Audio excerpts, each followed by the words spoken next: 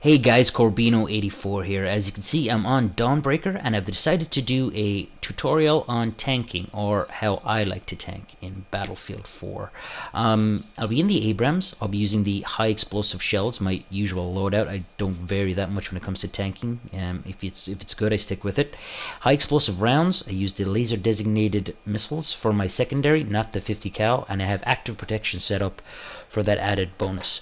Now the laser designated missiles, a lot of other players like to use the 50 cal. I don't, because as long as you've got a good secondary gunner like my man Jason Nation, it doesn't really matter. Now I'm rolling on my own here, but hopefully this guy is going to be a little bit of help. But the laser designated missile is a really good secondary because it allows you to hit targets across the map as long as they're laser designated. Recons or any other vehicle that has a laser designated system, you'll be able to hit that target no matter where you are, as long as there's nothing obstructing your shot.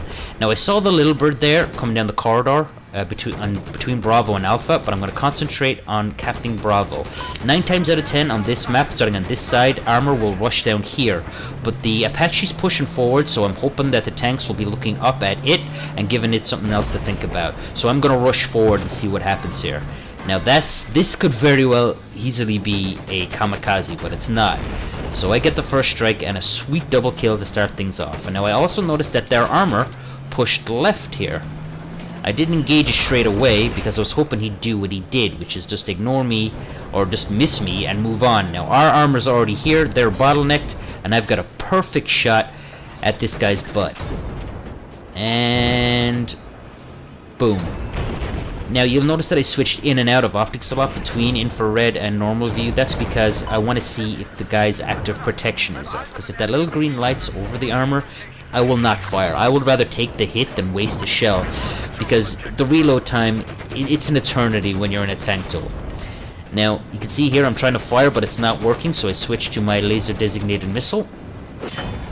Infantry still there, and blow up the AAA. Now within the first 2.5 minutes of the game, we've taken out both enemy tanks and their AAA, and their infantry is pretty much all that's left. A little bit too aggressive here with this guy. I tried to run him over. Should have killed him if it was some way realistic, but I didn't. But we'll let it go.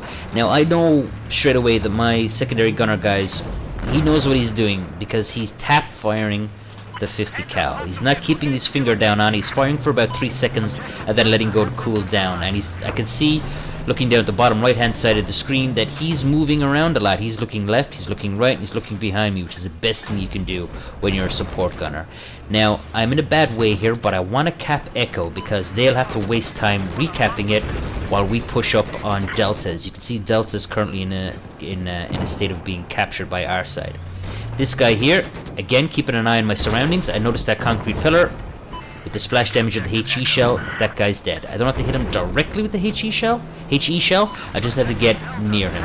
Now my active protection there on the left hand side of the screen is 10 seconds cooldown, so I'm getting the fuck out of dodge. A blown up tank is absolutely no good. I could have stayed there and griefed the enemy a little bit more, taking out some more infantry, but if your tank's in bad shape, you're better off to just fall back, keeping your eyes on your ass as you're moving away, just in case there's any armor or some recon guy in a quad bike following you.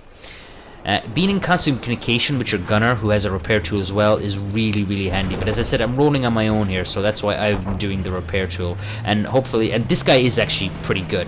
Now I noticed that their tanks after respawning, and I'm engaging straight away.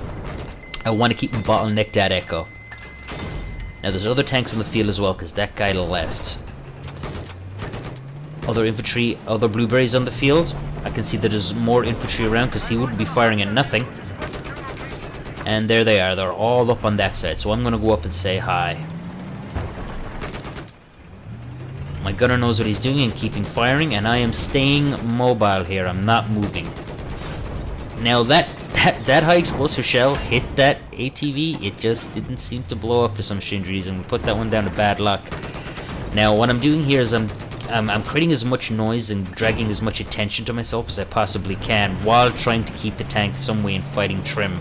Because as long as all the infantry and the helicopters and all the other tanks are paying attention to me, the rest of the infantry on my team can move into position. As you can see, we have Alpha, Bravo, Charlie, and Delta locked down, and all eyes are on the 2 pieces of armor on the field at the moment. When you're in the tank, everybody will want to kill you, because tanks are fucking scary. You know, if you've ever been in a building and you hear the sound of a tank rolling up, that you just go, oh shit, and you duck and you get into cover. That's what the enemy's experiencing right now, and I want to keep it that way. I want them to keep their eyes on me, so there's any other blueberries around the place that they can go ahead and back me up, and that I can go ahead and back them up, so that we can get that win. Keeping moving, staying mobile, and engaging as many targets as I possibly can. This guy's got the little blowtorch out, but I'm more concerned about what that object is up there.